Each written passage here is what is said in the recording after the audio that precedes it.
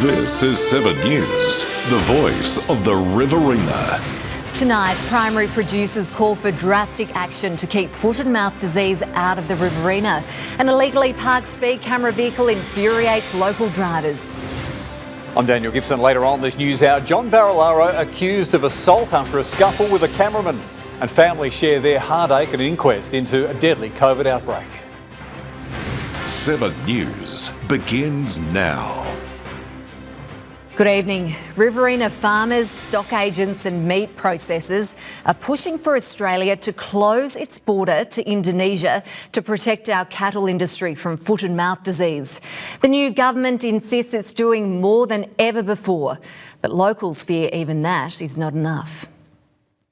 Former Deputy Prime Minister Michael McCormack is no stranger to border closures. I've had a number of abattoir owners, I've had a number of stock and station agents, as well as, of course, farmers and others contact me and say we need to close the borders. Many of Mr McCormack's coalition colleagues are calling for Australia to close its border to Indonesia, where foot and mouth disease is running rampant. I'm not saying it's that people who are asking for a border closure are necessarily wrong. I'm just saying what we need to put in place right at this minute is those strict and stringent border control measures. For the first time in Australia, the Biosecurity Act powers have been enacted over the weekend, meaning any returning travellers from Indonesia may be legally subject to questioning, removing their shoes and walking over sanitation mats. I came back through Melbourne International Airport last night and I didn't see the biosecurity measures that Labor has said that it is putting in place. Bookings to Bali are booming, but travel agents say few Australian travellers come into contact with cattle or farms, instead flocking to beachfront resorts. Most are going over there, they're going to sit on a beach, they're going to read their book and have a bit of a shop. While the ban on Indonesian travel would cause chaos for those who've already booked, many holidaymakers are now making alternative plans. I think people will just choose a different beach. They'll just choose a different destination, whether that be Thailand or Fiji. Jessica McLaughlin, 7 News.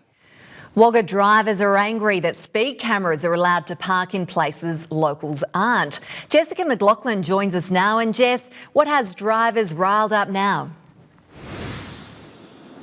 Maddie, the latest frustrations are based around the legalities of parking on a nature strip. This driver caught a mobile speed camera parked on the grass along Lake Albert Road on Saturday afternoon.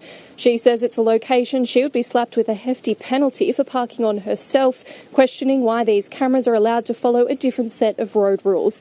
It isn't actually illegal for mobile speed camera vehicles to park on nature strips, but motorists say that risks things like branches or poles blocking the warning signs. This isn't the first time these sorts of sightings have been made in Wagga. Even recently, one caught parked behind a horse float in what drivers called a sneaky revenue-raising tactic.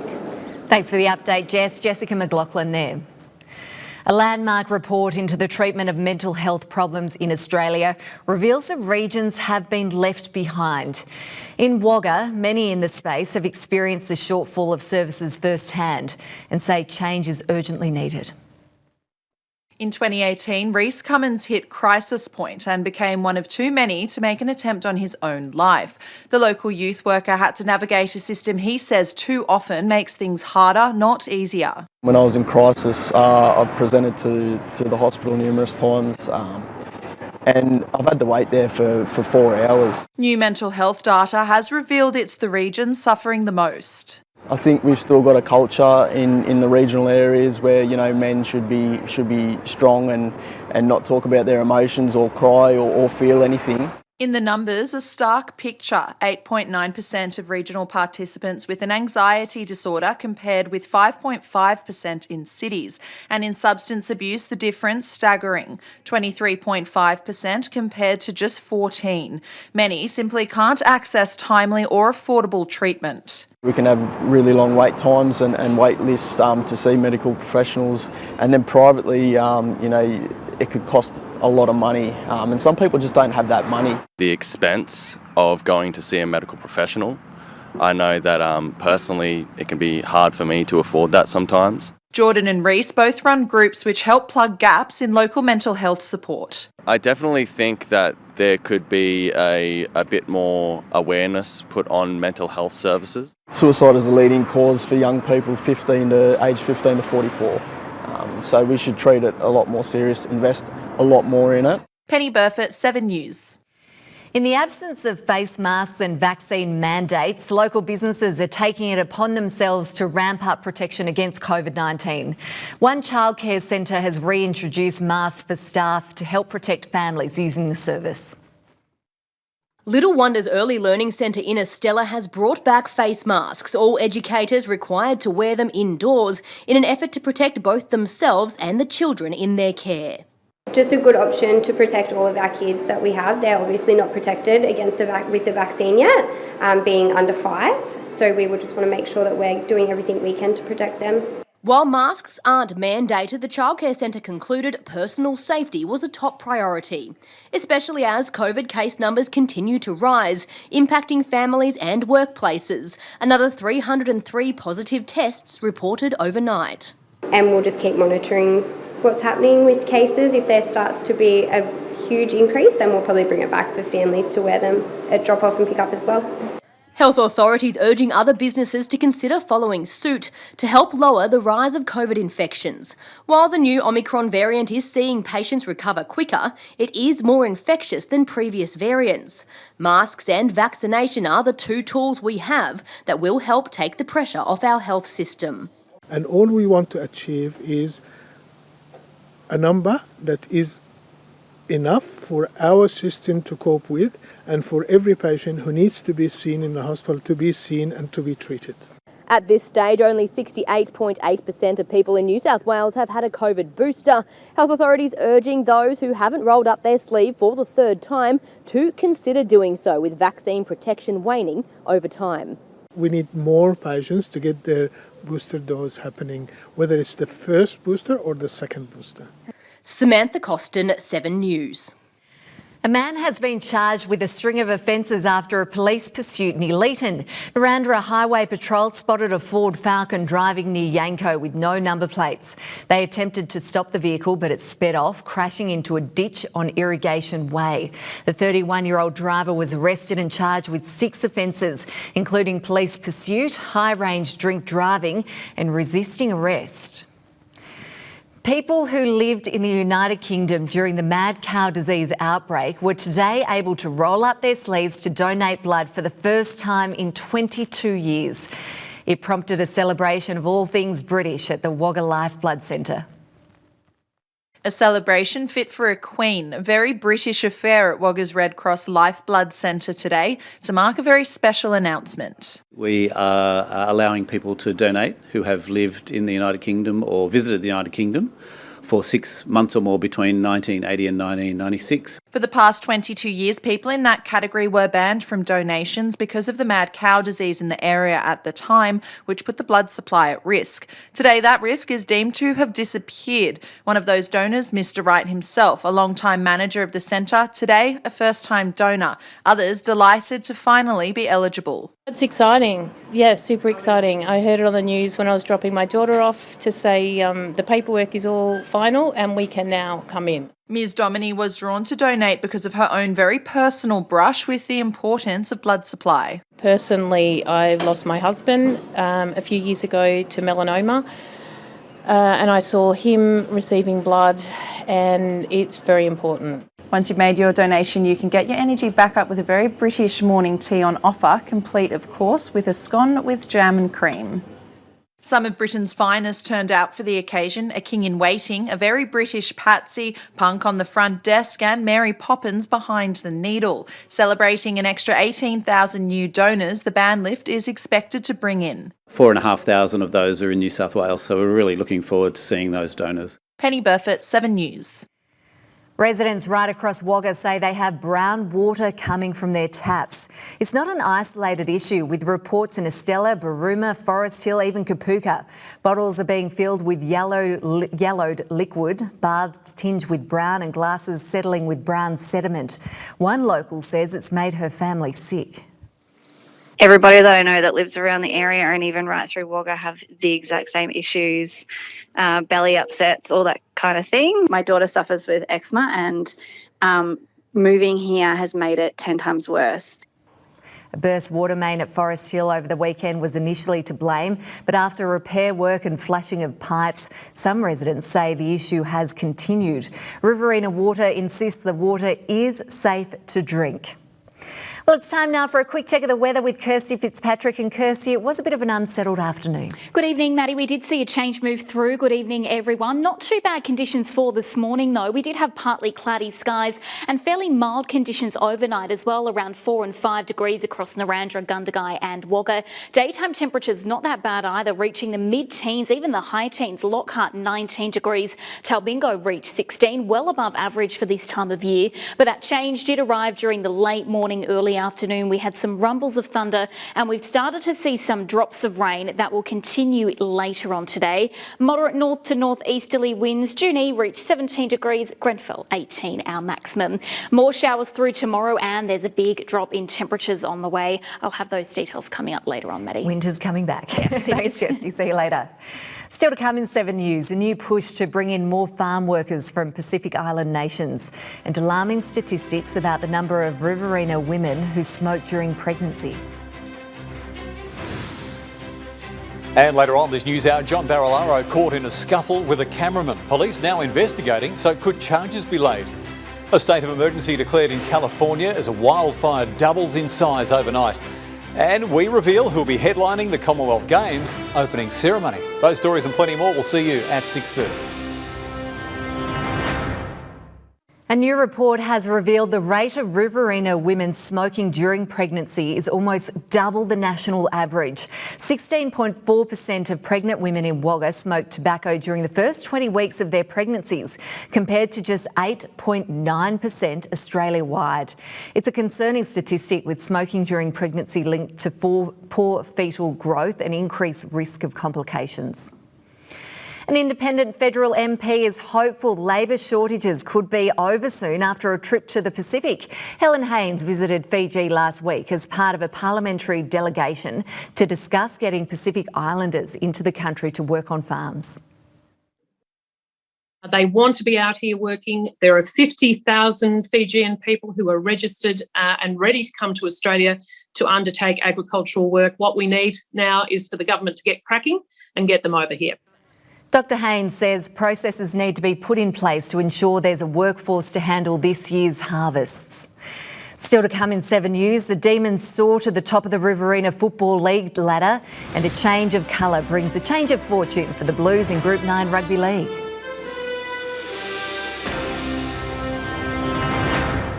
Welcome back. Reigning Group 9 minor premiers Tumut have secured the Challenge Cup after claiming their first top 3 scalp of the season. Hooker Lachlan Bristow shone for the Blues in the morale-boosting win over second-placed Young. A big occasion for Tumut, swapping its iconic blue strip for eye-catching pink and purple attire. Ladies' Day celebrations ensuring the Twickenham Hill was packed and in a frenzy as the home team drew first blood.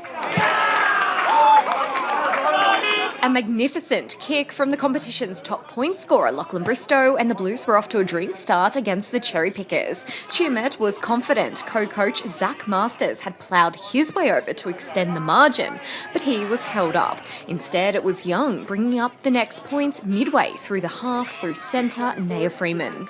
Is he down? I reckon he's down. He's got it. And it's been given. With just minutes before the break, halfback Mitch Cornish sent the ball wide to sibling and captain coach Nick. With his renowned strength, he managed to slip out a miraculous ball to winger Jake Feeney. Oh, the pass is through. Feeney's in the corner. Feeney's down. He's got it. Evergreen lock Adam Pearce was denied a chance to reclaim the lead for the Blues. He made a powerful run to open the door for Bristow to dart out from dummy half and catch the Cherry Pickers sleeping. Bristow's through. 5 minutes later, Bristow was in again and the game had been flipped on its head. Tyler Cornish managed to fire one back for Young with roughly 11 minutes to play, but the Cherry Pickers' hopes of a Gundagai-style comeback crumbled as Malik Aitken raced to the line. Aitken in the corner. Aitken's going to get over. The 24-12 win handing Tumut the Challenge Cup. Round 13 continues on Saturday when Albury hosts Temora and Brothers meet South City. Steph Muir, 7 News. Gully Glenfield Park has claimed a redeeming win over Ganmain Grong Matong to move into the Riverina Football League's top spot. The Demons' only loss of the season came at the hands of the Lions in round 5. The top of the Riverina Football League standings up for grabs. A sea of red and white supporters descended on Crossroads Oval to cheer the Demons into battle against ladder leaders Ganmain. Gully's backline defied the early pressure, allowing the Demons' star forwards to strike the first blow. Good for momentum and morale, Sam Stenning wasted no time extending the margin with his own snap-on goal. The Demons edged further ahead with another behind before destroying the Lions' bid to move out of the danger zone. Jaden Klemke added his name to the tally. The Lions were kept scoreless, thrusting the club into an unfamiliar position. We've got the slight advantage now with the breeze. Let's utilise it and do what they did to us now. Come on, boys. Everything we've spoken about has happened so far, which is a positive for us, isn't it? Our effort's there and our work rate's there, right? We're going to have to chip away, chip away, chip away. Gully's 22-point quarter-time lead paving the way for a 16-point win. Back in Wagga, life wasn't getting any easier for the Eagles, still reeling after their 149-point loss to the Demons. The Tigers piled on 10 first-half goals and didn't ease off the accelerator in the third term. Celebrations would be few and far between for the visitors, who managed just 4 goals to the Tigers' 20. In Griffith, the Swans secured their biggest win of the season by adding Turvey Park to their short list of conquests. James Toscan starred with a 4-goal haul. Mengapla disposed of Leeton Witten. Steph Muir, 7 News. Giants Orange have fallen heartbreakingly short of ending the Red Sox stranglehold on the Wagga baseball silverware. The club led for the majority of yesterday's nail-biting decider, but the reigning champions managed to snatch victory from the jaws of defeat with a phenomenal final innings. Another year, another title for one of the city's most formidable sporting clubs. Maintaining their dominant premiership record against Giants Orange didn't come easy for Red Sox in yesterday's A-grade grand final at Jubilee Park. Giants Orange managed to secure a 2-0 lead at the bottom of the 6th innings and appeared on their way to a history-making win against the perennial powerhouse. Undaunted, the reigning champions made a great start to the final innings, getting 2 players home to draw level before adding another 2 runs to take a 4-2 lead. Giants Orange returned to the diamond with a chance to walk off with a landmark win, but stellar pitching under intense pressure denied the minor premiers a chance to lift the coveted silverware for the first time. It's what you see in the movies, isn't it? Like sometimes you go out there and you see that and that's what everybody dreams of. But unfortunately in the real world, 90% of the time it doesn't come off. Giants were visibly shattered by the result as Red Sox soaked up their 7th straight premiership. Massive effort from these guys. As I said, we've been chasing our tail all year, and to come up winning today is unbelievable. Pethy Bridge praised starting pitcher Reid Kemner and courageous catcher Ben Hickey for their efforts in the decider. Poor fella was battling a 38, 39 degree temperature all week and literally, catching is a hard business. Jackals Red triumphed over Jackals Black in the B-grade decider. Steph Muir, 7 News. Mara has stretched its Farah League streak out to 11 after surviving a scare against Barellan. Zach Walger's goal seconds before the siren robbed the 2 Blues of an upset win at Langtree Oval. Tamora closed a tough week on a high by knocking off CSU. East Wagga hauled in 148 points against Colliambly, and the Rock won a thriller over North Wagga. In Southern Inland Rugby, Wagga City bounced back from its loss to Waratahs by thrashing Albury, and Tars ran in 38 unanswered points on their way to a big win over Ag College. Still to come in 7 News, Kirsty Fitzpatrick is back with all your local weather details.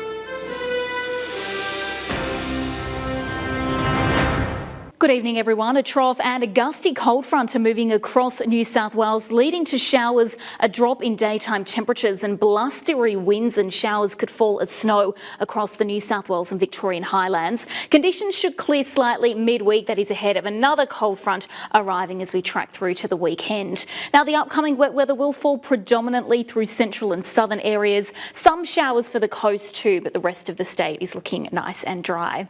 On to tomorrow, that cold front sweeping across the south is forecast to bring that wet weather tomorrow. At this stage, we're expecting around 3 millimetres of rain, most likely falling during the early hours of the morning. Very strong and cold southwesterly winds and those much cooler temperatures as well. Just 11 degrees in Tumbarumba, a massive drop from today. Grenfell expecting 12.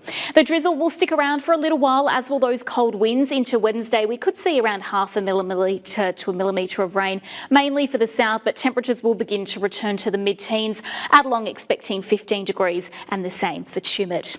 Into Thursday, the return of 2 to 3 millimetres of rain, most likely through the evening though. During the day, we're expecting a slight bit of sunshine, some scattered cloud here and there, and some morning fog likely in the east. Light westerly winds, they could become cool at times, reaching around 25 kilometres per hour. Cootamundra up to 13 degrees, the same for Hardin, and Temora reaching a maximum of 14. If we look ahead now to our next 7 days, we will continue to see scattered showers over the coming days. We're not expecting a drenching for the week ahead. A little bit to wet the pavers though. Some cooler temperatures on the way. Certainly a drop down tomorrow. 18 degrees today to 12 degrees tomorrow. It's going to be a bit of a shock to the system, Maddie. We're going to feel it. Yeah. Thanks, Kirsty. See you later. And that's your local news for tonight. Thanks for watching. You can catch up on our website or, of course, at 7plus. Right now, though, Daniel Gibson has your 7 News at 6:30 with the police investigation into a scuffle involving John Barilaro.